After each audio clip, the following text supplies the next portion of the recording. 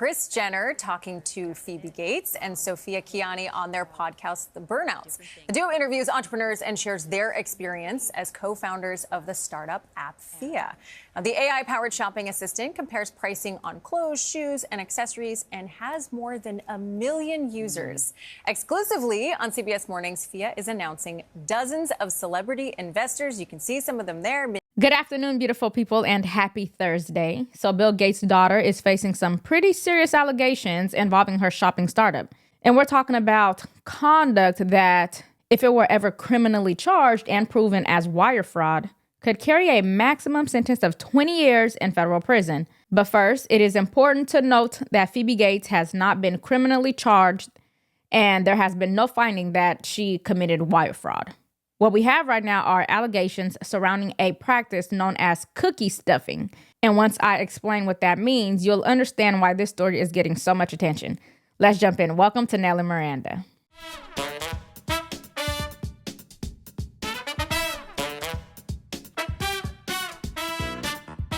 Okay, so Phoebe Gates, the 23-year-old daughter of Microsoft co-founder Bill Gates, co-founded a shopping startup called Phia with Sophie Cunningham. Phia basically works as a digital shopping assistant. Its browser extension can help shoppers find better prices and coupon codes while they're shopping online. And what was your pitch to investors? Because when I saw Shabuzi, what was your pitch? What do you say to Shabuzi? Yeah, and who were you looking for? What types of people were you looking for? What were you asking them, and what was the pitch? Absolutely. Well, Phia is essentially like a companion that sits in your browser, answers the question that every single consumer asks. Should I actually buy this? We're telling you, is it the right price? Is it going to hold value? Does it have good material quality? And then using all of that to give our users like a personalized shopping feed back inside the app for them. That's essentially like their personal shopper in their pocket. So when we thought about who we wanted to raise from, it was who are the tech entrepreneurs of today that we can really learn from to build this product, but also who are the cultural icons in fashion where everyone wants to dress like them, where they are really influencing taste and culture. And so for us, it was about bringing those people and getting them around the table to build what we're doing with the future of shopping. And like many companies in the affiliate marketing business, Phia can make money when it refers customers to retailers. Those customers make purchases. Normally, the process is pretty simple. You click through an affiliate link or you use an affiliate service. A tracking cookie identifies who referred you.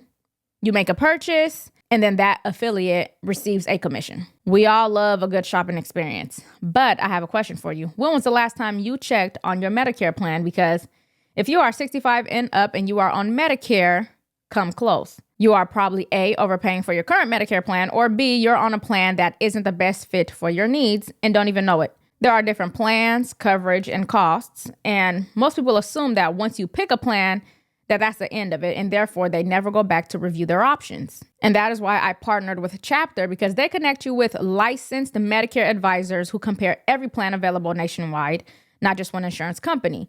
Their job is to help you understand your options based on your doctors, prescriptions, and budget. The call is free. There's no pressure to sign up, no cookie stuffing, and it takes less than 20 minutes of your day.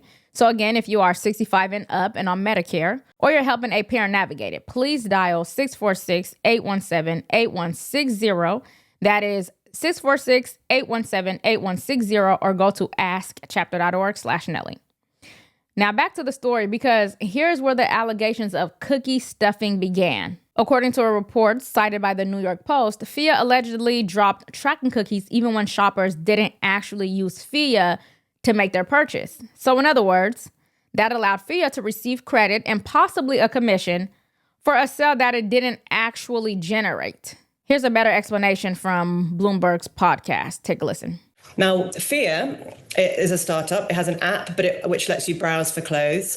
And it also has this browser extension, which is this little program that you add to your browser. And as you're looking on e-commerce sites, it's kind of offers you discount codes. And in theory, Phia should only get the commission if a shopper clicks on one of those discount codes or clicks through from the Phia app to buying something. That's all like very normal way of affiliate marketing working. But what we found was that if you had the Phia extension installed on your mobile browser, it would fire an automatic click in the background the moment you put something in your shopping cart on any of the sites it had partnered with. even if you didn't interact with Phia's app or extension. So to go back to the Wirecutter example, you'd click through from Wirecutter, put the laptop in your shopping cart, and Phia would automatically click in the background, open a new tab that the user wouldn't see because you're on your mobile browser and you just see the one you're on. And in doing so, set the Phia cookie overriding the Wirecutter cookie. And that allows it to take the credit for the subsequent sale, which it's not supposed to do. So instead of Wirecutter getting the commission, Phia would. It would also do something similar if you just gone straight to a retailer's website with no referral from another website. So it was kind of getting a commission for a sale that would have happened anyway. And we tested this across more than 50 retailers' websites and found it was consistently happening over our testing period it was a little over a week long.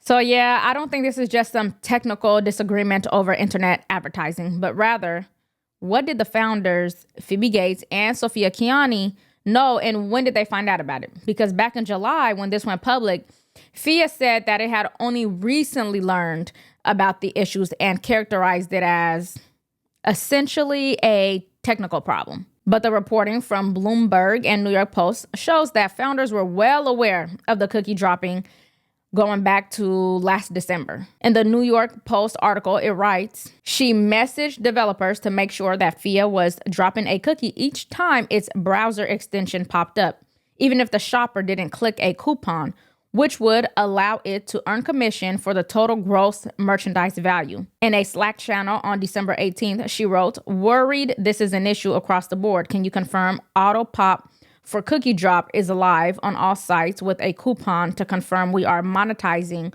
on all GMV, end quote. So does that sound like someone who's completely clueless on her company's shady dealings? I don't think so.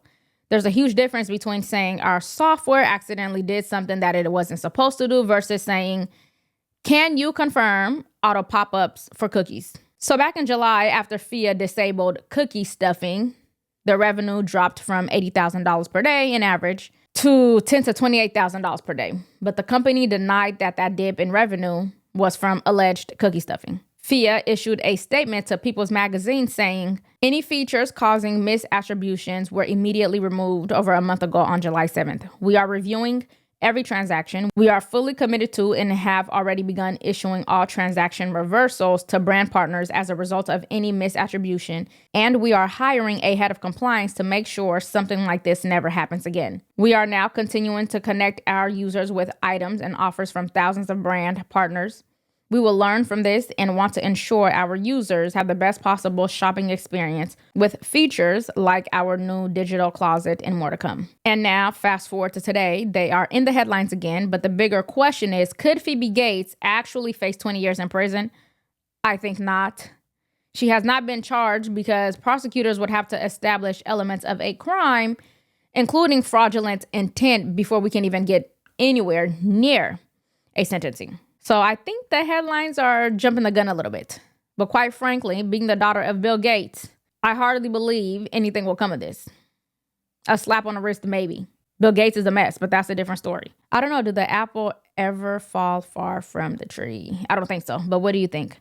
Does this sound like a startup that made a serious technical mistake, or do the reported internal messages suggest something much more deliberate?